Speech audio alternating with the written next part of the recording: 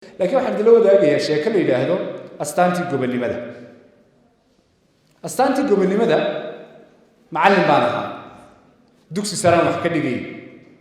hablaha isku kalaas oo dhowr iyo 60 ayaa inan hablihii ka mid ah annagoo nus saacaynayna marka saddex macallin baan ku wada fadhinay waa aniga macallin Sharmaaka Geelle oo waqtiga macallin dugsi sare ahaa markii dambe gudoomiyaha shaqaale dawladda noqday iminkana safaaradda Kenya jooga iyo macallin Axmed Yaasiin Dool la yiraahdo inantu markay nooti markaa wajigeeda qajalaad baa ka muuqata waxay tiri macallin arrin baan idinka doonay haye waxa galaaska nala dhigata bay tiri inantaas iskuulka iskama bixin karto reer dan yar bay ka dhalatay waxaan doonayaa inaan iskuulka ardayda ka bixino sidee uga bixinaysaa waxay tii fikrad cajiib aan hayaa fikradaas waxa weeyaan in ardayda isku kalaaska aan nahay dhowr iyo 60 ka habloodi in mid waliba ay 2,000 shilin maalinta arbacada keento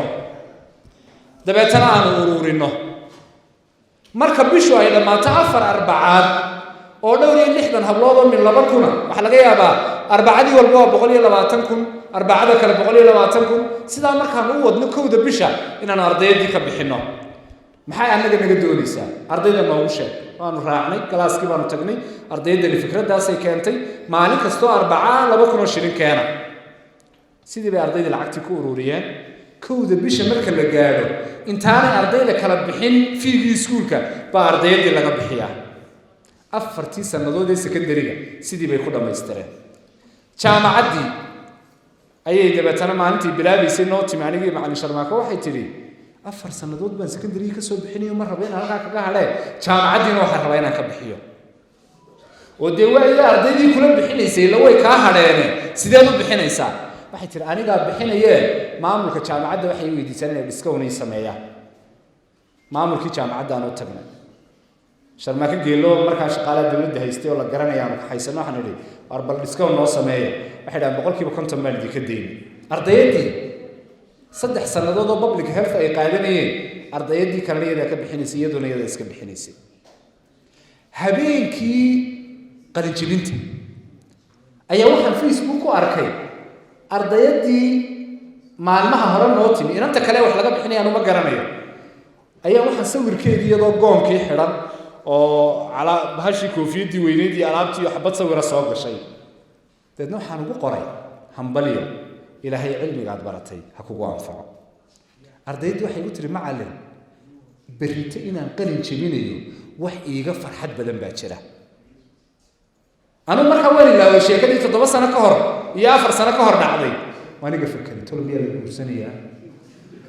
exactly what it is weydiino soo ma hadde bal isweydii inan maanta 2020 2021 joogto qalin jabinaysa waxa qalin jabinteeda kala farxad badan aniga si tolmiya la guursanaya tolmiya dhoofaysa talo maskaxdaydii su'aalo badan baan isweydiiyay dadna waxa ku yiri oo maxaa qalin jabintaada ka farxad badan waxay igu tiri 7 sanadood ka hor ardaydii aan idin keenay ee idinku yiri waxaan rabaa inaanay dugsiga ka hadhin ee maalin kale idinku yiri waxaan rabaa inaanay jaamacadda ka hadhin inay berrito ila qalin jabinayso ayaa iiga farxad badan inaan anigu maanta qalin jabinayo waliba